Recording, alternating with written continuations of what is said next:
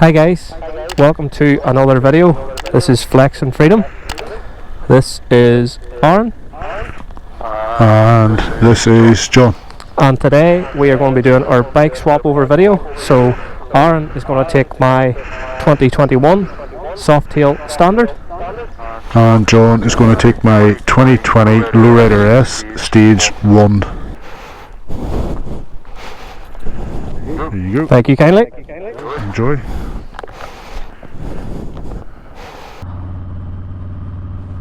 Right guys, so just jumped on to Aaron's Lowrider S. First impressions, well, obviously sound. It sounds amazing. It sounds like what I want my bike to sound like. So that's the first thing. Obviously the second most prominent change is riding position. Big difference. Like we've been riding for about 15-20 minutes. Aaron's already had to tell me off for keeping my feet on his exhaust, so a totally different riding position in regards your feet placement, totally different riding position in regards handlebars. I mean, I'm glad I got to experience the riding position at the minute as it is, because Aaron's obviously going to change these handlebars. Well, not change the handlebars, but raise them up in terms of their height, so glad to get that. Yeah, just totally different feel. Obviously, like, they're two different bikes, so, you know, duh, John, but just very different, but comfortable, very, very comfortable. I mean, definitely could get used to it.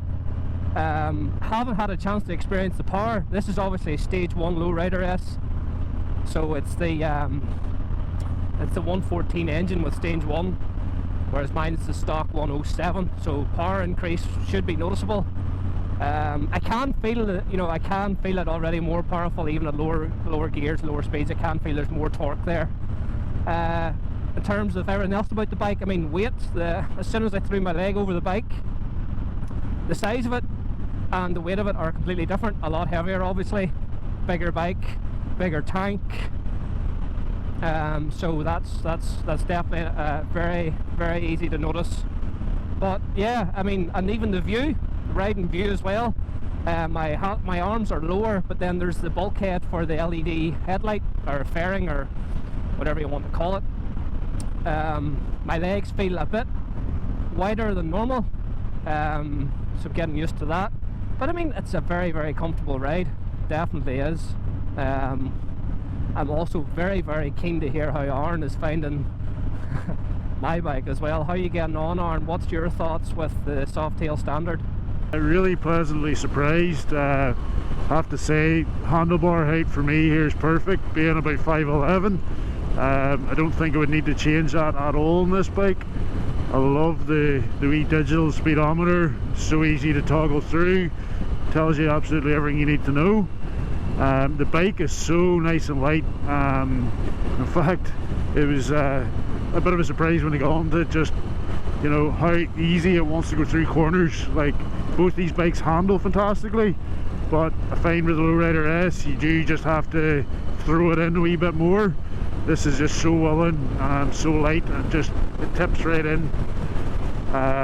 Foot positioning and all for me, nice, comfortable, pretty similar to what John is looking like on the Lowrider S there, only slightly narrower, I think. But yeah, beautiful bike. I have to say as well, I really do actually enjoy the chrome, just that stereotypical sort of Harley black and chrome look. So though you have got a good balance by dulling it down a wee bit with the black mirrors and things, that definitely just sets it off. The 107 engine as well is it's great. You know, you wouldn't really, unless someone told you there was a big difference there between the standard 107 and 114, unless you've been on Harleys for a long time, I doubt you would feel a massive difference. I'm looking forward to opening it up to see if we notice a difference there, but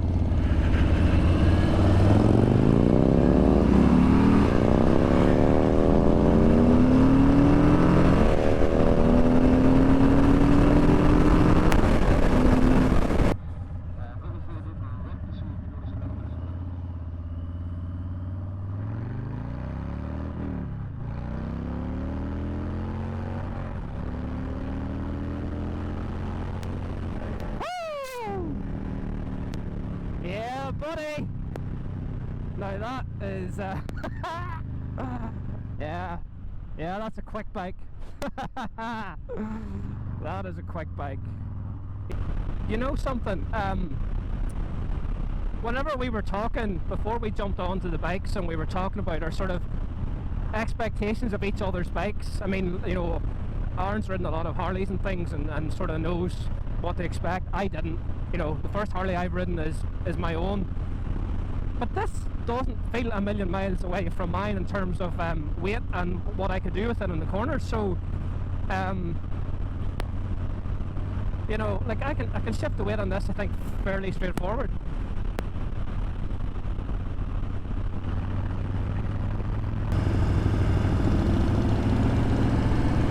So one thing I have noticed about this bike is the gear change is slightly different.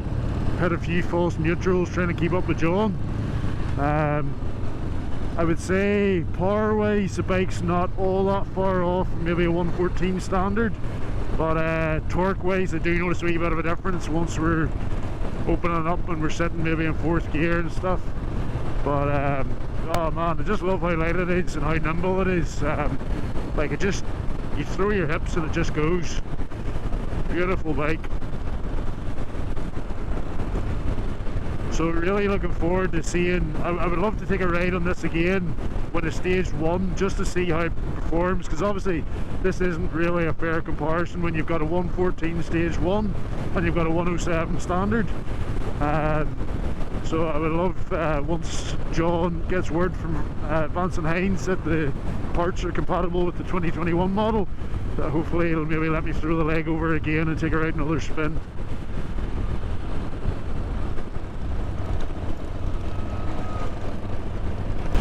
The engine braking on both these bikes is fantastic. Hey guys. So yeah, no, I have to say as well, it's really cool getting to see someone else ride your bike, because it gives you an appreciation for all the different angles, the noise from behind, stuff like that. So I'm going to undertake John here as well. He's going to get a wee glimpse of his. Yeah, it's definitely strange seeing someone else on your bike. I mean, I've only had the bike a number of weeks, well, a month now at this stage, but it's very strange seeing someone else on it, and even seeing it from the front makes me appreciate the chrome, because the more I see Aaron's, the more I think I want an all blacked out Softail, hashtag blacktail. The one other thing that's different about this bike, actually, just now that I realise, is obviously the dials. I have an LCD screen here, and it's quite clear, and it's easy to read and everything else, and it's further forward. This bike obviously is the 2 big dials. I haven't looked at the dials since I've been on this bike because I've just been having too much fun. But they're very easy to read and interpret, and there's a rev counter there and it's clear.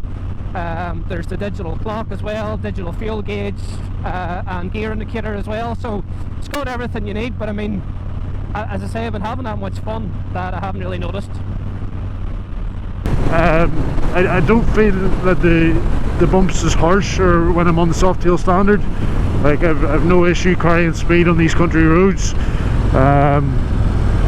So I'm thinking maybe it's a combination of the two. I know they're both monoshocks, but the suspension setup's maybe slightly different in the Lowrider S. But both, like, it doesn't affect the handling on either bike. Like, they both just corner like awesome.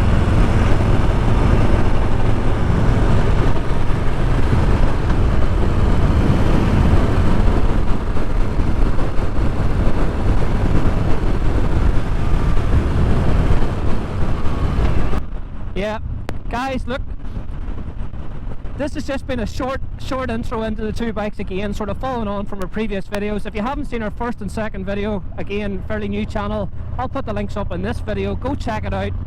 Feel free to like and subscribe to our channel, and give us a follow on Instagram as well.